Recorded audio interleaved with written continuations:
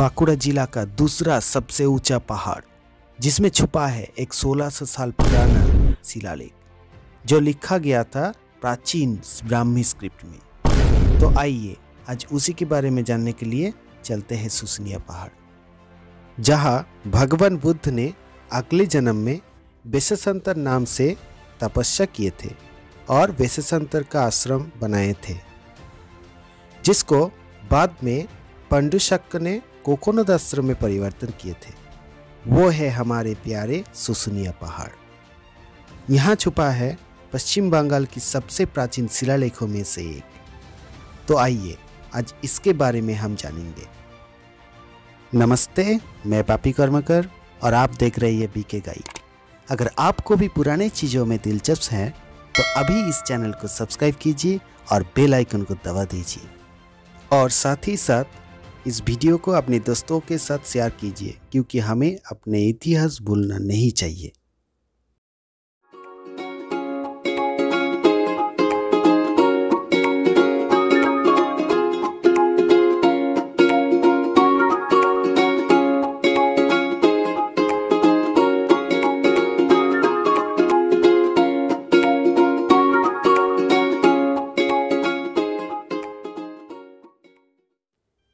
बांकुड़ा से पश्चिम की ओर लगभग 30 किलोमीटर दूर 448 मीटर ऊंचा शुशुनिया पहाड़ पुरातत्व विभाग के लिए एक महत्वपूर्ण स्थल है। सिर्फ आर्कियोलॉजी ही नहीं, जियोग्राफी और जियोलॉजी के लिए भी ये एक शानदार जगह है। हाइना से लेकर जिराफ, लगभग सभी प्राचीन प्राणियों के जीवाश्मों के साथ साथ आदि मानव के पत्थर से बनाए हुए अवजार भी यहाँ पाया जाता है।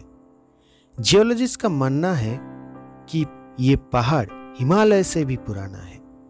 खैर, आज हम जानेंगे राजा चंद्रवर्मा के बारे में, जो कभी यहाँ से लेकर पुष्करणा तथा पखन्ना तक अपने साम्राज्य बनाए रखे थे। पर अभी हम पहुँच गए सिवलीबोना गांव, जो एक आदिवासी गांव है।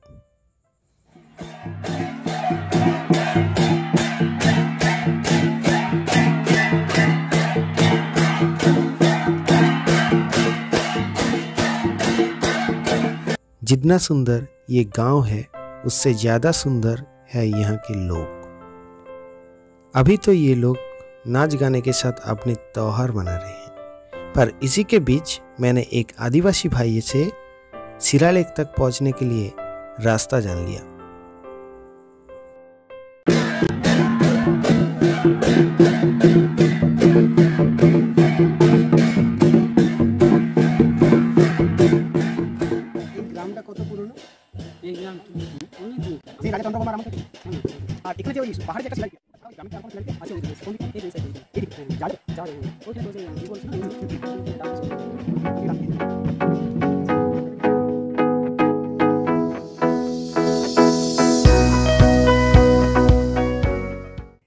तो हम पीछे देख रहे हैं ऊपर शुशुनिया जो पहाड़ है, और इस रास्ते से हम जाएंगे आगे। हमारे दोस्त यहाँ पर खड़े हैं, चलो देखते हैं। हम पहाड़ के पीछे की रास्ते से आगे बढ़ रहे हैं। ये रास्ता जंगल के बीच से सीधा पहाड़ के पीछे की तरफ ले जाते हैं। यहाँ पर स्कूटी नहीं चल सकते, ये जो रास्ता आप देख सकते हैं, इसीलिए हम उतर गए हैं। चलो हम पैदल ही चलते हैं।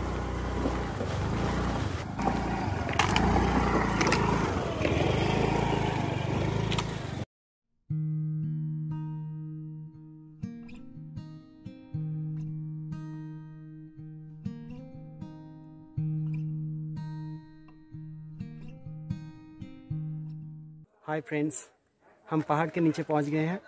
अभी ये ढलान है जो इधर से जाना पड़ेगा, और आगे जाके वो जो लिपि है वो मिलेगा। तो चलो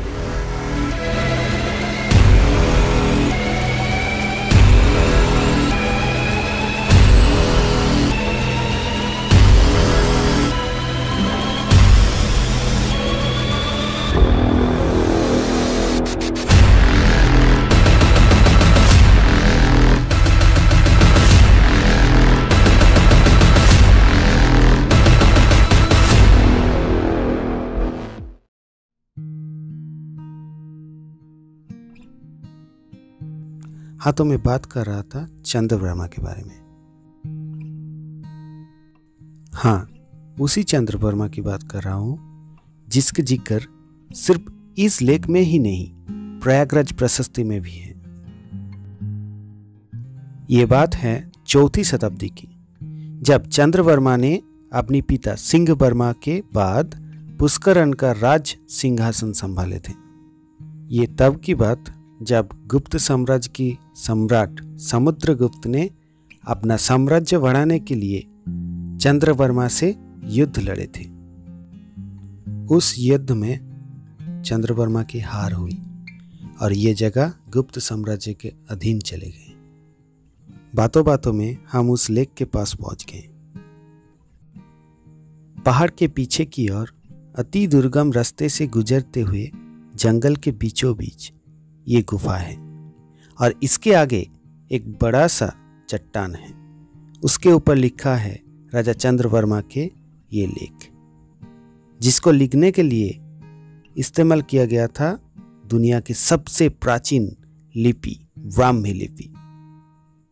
इस लेख का भाषा था संस्कृत और प्राकृत, जिसको सबसे पहले नागेंद्रनाथ बोस ने खोज किया था। फिलहाल इस लेख को दुष्ट लोगों से बचाने के लिए भारत सरकार के द्वारा एक जाली से ढक दिया गया। हम इस लेख के थोड़ा और करीब जाने की कोशिश कर रहे हैं, क्योंकि वहां से आप इस लेख को अच्छी तरह से देख पाएंगे।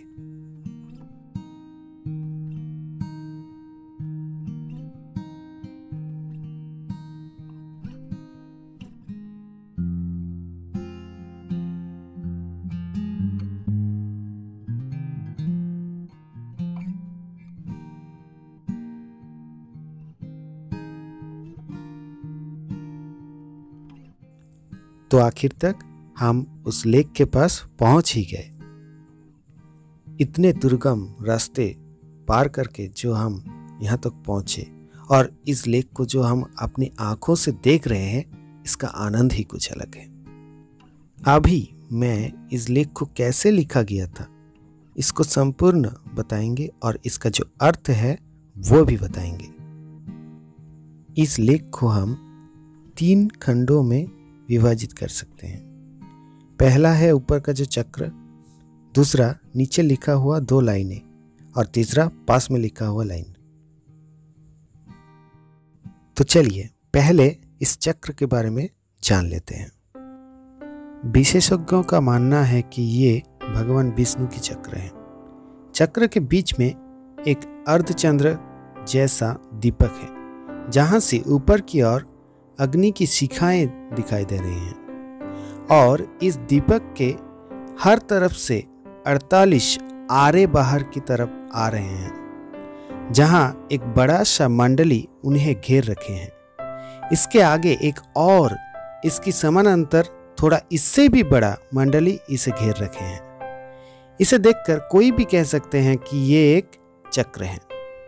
इन 2 समानांतर रेखाओं के ऊपर 14 और अर्धचंद्र कोड़े हैं और दोनों कोड़े के बीच एक एक करके 14 और अग्नि की शिखाएं बाहर आ रहे हैं। मैंने इस चित्र को कलम से बनाकर आपको दिखाने की थोड़ी कोशिश की है।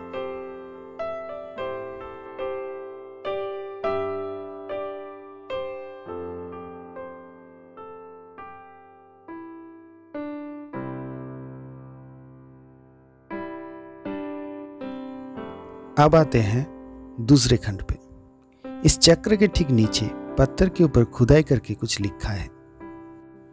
प्राकृत और संस्कृत 2 भाषाओं का संमिश्रण है यह अभिलेख, जिसका अक्षरें हैं प्राचीन ब्राह्मी। चलिए मैं आपको पढ़ के सुनाता हूँ कि यहाँ पर क्या लिखा है। पर उससे पहले आपको थोड़ा ब्राह्मी अक्षरों के साथ परिचय करवा देते हैं। हमारे यहाँ जितने भी भाषाएं हैं, हिंदी, तमिल, संस्कृत आदि सबके जो अक्षरें हैं वो सब इस ब्राह्मी अक्षर से ही पाए गए हैं। इसीलिए इनके अक्षर थोड़ा बहुत मिलता जुलता है। खैर, ये तो आप खुद ही देख पा रहे हैं।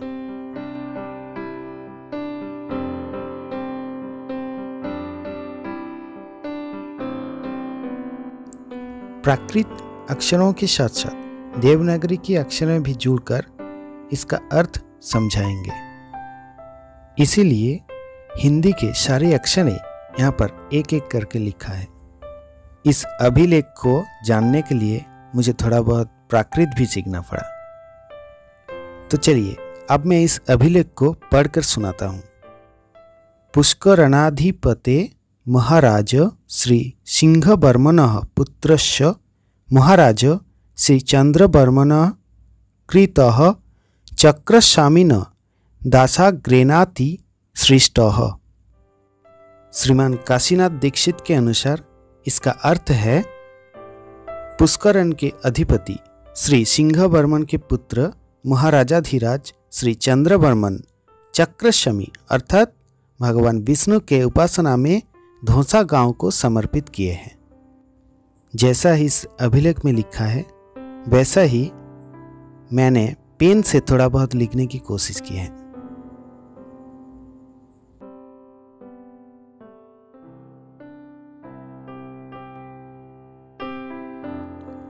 अब आते हैं तीसरे अनुच्छेद पर। इन लेखों का व्याख्यान अभी तक हुआ नहीं।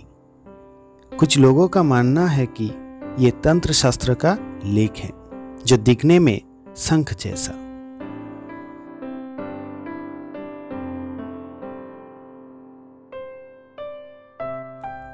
अगर ये अभिलेख सही सलामत रहा तो हो सकता है कि शीघ्र इसका भी व्याख्यान हो जाए, लेकिन कौन इसका व्याख्यान करेगा वो तो वक्त ही बताएगा।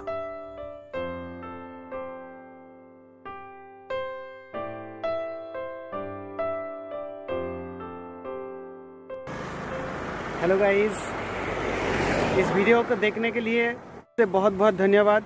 और इस वीडियो को ज़रूर लाइक कीजिए और इस चैनल को सब्सक्राइब कीजिए। और इस वीडियो का पार्ट 2 अभी आने वाले है और उस वीडियो में बहुत ही दिलचस्प कुछ दिखाने वाला है। धमाकेदार। चलो चलते हैं।